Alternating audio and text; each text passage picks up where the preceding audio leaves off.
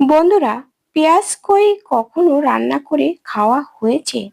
একটা নতুন একটা ইউনিক রেসিপি তোমাদের সাথে শেয়ার করছি। তেল কই তো অনেক খাওয়া হয়েছে, পেঁয়াজ কই রান্না করে খাওয়া হয়েছে কখনো এইভাবে? আমি আজকে তোমাদের সাথে দারুণ একটা রেসিপি শেয়ার করছি। তো কথা না বাড়িয়ে চলো মূল রেসিপিতে যাওয়া যাক। এই রেসিপিটা খেতে না দারুণ হয়। তো দেখো, তার জন্য নিয়েছি এই যে দেখো দেশি কই মাছ। কই মাছগুলো আগে থেকে ধুয়ে পরিষ্কার করে নেওয়া হয়েছে। আর এখানে মশলা দেখো, টমেটো, কাঁচা লঙ্কা, আদা, পেঁয়াজ, শুকনো লঙ্কা, আর নিচে একটা রসুন। নমস্কার বন্ধুরা, সবাই কেমন আছো? আশা করি সবাই ভালো আছো। আমার পল্লী জননী কুক সেন্টারে নতুন একটা পর্ব দেখার জন্য সবাই জানাই স্বাগতম। দেখো, আমি এখানে মাছগুলোতে লবণ হলুদ মাখিয়ে নেব। এখন মাছে যদি আগে থেকে লবণ হলুদ মাখানো হয় তো মাছের স্বাদটা কিন্তু দারুণ হয়। তা না হলে মাছে যদি লবণ হলুদ ঠিক মতো না হয় তো কিন্তু মাছটা খেতে মিষ্টি লাগে না, কেমন যেন পানসা পানসা লাগে। তো একটু আগে থেকে লবণ হলুদ মাখিয়ে রেখে তারপরে মাছটা ভেজে নিতে হবে। তো এটা কিন্তু দেশি কই, দেশি কই খেতে কিন্তু দারুণ মজা। আর তাছাড়া রান্নাটা তো হবে অন্যরকম ভাবে। তো তোমরা সবাই দেখো। তো এই যে দেখো, তেল গরম করে এই যে মাছগুলো আমি ভেজে নিচ্ছি। একটু উল্টো পাল্টা করে আমি ভেজে নেব। তো আমি এখানে একটু কড়া করে মাছগুলো ভেজে নিচ্ছি। আর মশলা দেখো কি কি বিশেষ মশলা দিচ্ছি। এই মশলাটা রান্না হবে বিশেষ মশলা, যেমন ধরো 1 চামচ জিরে, 1 চামচ কালো সরিষা, আর 1 চামচ পোস্ত নিয়েছি। নিয়ে এবার একটু জল দিয়ে মশলাটা আমি বেটে নেব। এই বিশেষ মশলার জন্যই কিন্তু খেতে ভালো লাগবে। তো এই রান্নাটা কিন্তু যে কোনো মাছ রান্না করলে কিন্তু এইভাবে রান্না করলে খেতে কিন্তু দারুণ লাগে। বন্ধুরা, কেউ স্কিপ করো না, প্রথম থেকে শেষ পর্যন্ত দেখো, আশা করি ভালো লাগবে। তো এদিকে দেখো, মাছগুলো কিন্তু আমি এই যে বেশ ভালোই ভেজে নিয়েছি। এবার মাছগুলো আমি তুলে নিচ্ছি। আর আজকের এই রান্নাটা কিন্তু সরিষার তেলে হবে। তো দিয়ে দিলাম আর একটু সরিষার তেল। এই সাথে মাছ ভাজা তেল ছিল, সেই সাথে দিয়ে দিলাম। এবার দিয়ে দিলাম গোটা জিরে। গোটা জিরে ফোড়নে দিয়ে আমি এবার কিছু পেঁয়াজ আমি তেলের পরে দিয়ে দিলাম। বন্ধুরা, এই রান্নাটা হবে পেঁয়াজ কই, তার মানে পেঁয়াজের পরিমাণটা কিন্তু একটু বেশি লাগবে। তো আমি এখন যে কটা এই যে পেঁয়াজ আমি দিয়ে দিলাম, 1 মুঠো পেঁয়াজ আমি তেলের পরে দিয়ে দিলাম। দিয়ে এবার নেড়ে চেড়ে আমি এটা ভেজে নেব। এই রান্নাটা এত সুন্দর লাগে খেতে এইভাবে রান্না করলে, যে তোমরা এইভাবে রান্না করে খেলে আর অন্য কোনোভাবেই কিন্তু খেতে চাইবে না, আমি কথা দিচ্ছি। দেখো, আর এবার এই পেঁয়াজের ভিতরে দিয়ে দিলাম দেখো একটু আদা বাটা। তারপরে দিয়ে দিলাম দেখো সেই জিরে, সরিষা আর পোস্ত বাটা দিয়ে দিলাম। পেঁয়াজগুলো কিন্তু বেশ লাল লাল হয়ে গেছে, মানে ব্রাউন কালার হয়ে গেছে। তো এবার নেড়ে চেড়ে মশলাটা দিয়ে একটু কষিয়ে নেব।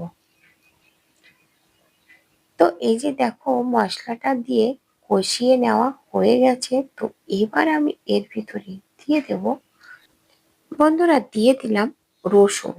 একটু রসুন বেটে দিলাম, মানে খুব বেশি না, ছোট একটা রসুন আমি দিয়েছি। সেই রসুনটা বেটে নিলাম। আর দিয়ে দিলাম দেখো শুকনো লঙ্কা বাটা। তো শুকনো লঙ্কা বাটা দিয়ে একটু নেড়ে চেড়ে নিয়ে দেখো, আমি যে টমেটোটা নিয়েছিলাম টমেটোটা আমি একটু বেটে নিয়েছি। সেই টমেটোটা দিয়ে আমি এবার নেড়ে চেড়ে কষিয়ে নেব। তো দেখো, নেড়ে চেড়ে কষিয়ে নিয়ে তো এবার দেখো আমি আরো বেশ কিছু এই যে পেঁয়াজ দিলাম। বললাম না এটা হচ্ছে পেঁয়াজ কই, তাই এই জন্য পেঁয়াজের পরিমাণটা বেশি দেব। আবারও কিছু পেঁয়াজ দিলাম। দিয়ে এবার নেড়ে চেড়ে কষিয়ে নেব। পেঁয়াজটা এখানে সবজির মতো ব্যবহার করলাম। আগে যে পেঁয়াজটা দিয়েছিলাম ওটা ধরতে হবে মশলা ছিল, এজন্য ওটা একটু ভালো করে ভেজে নিয়ে তো এইবার দিলাম পেঁয়াজগুলো দিয়ে।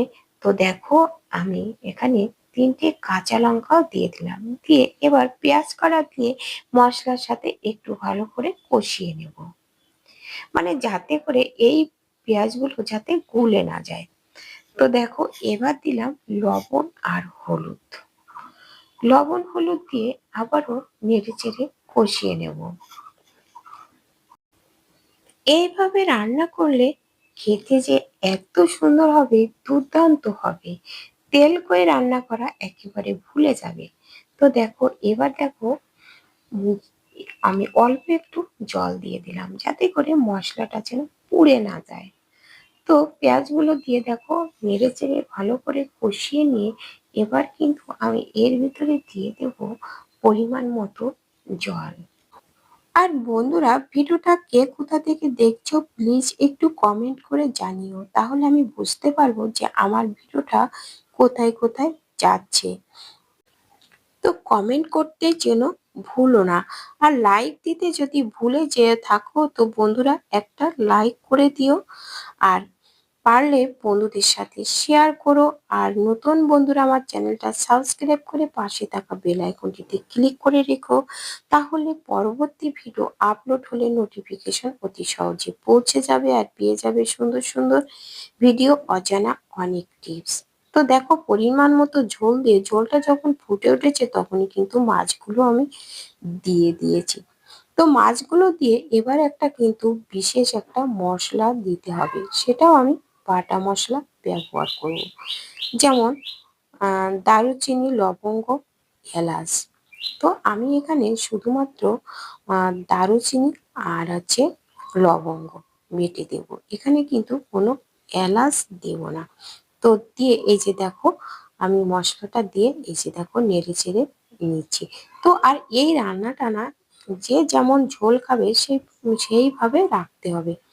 তো আমি একটু ঝোল ঝোল মতো রাখবো, তোমরা চাইলে কিন্তু এর থেকে শুকনো রাখতে পারো। তো বন্ধুরা আমি কিন্তু এবার গ্যাসটা বন্ধ করে নামিয়ে নেব।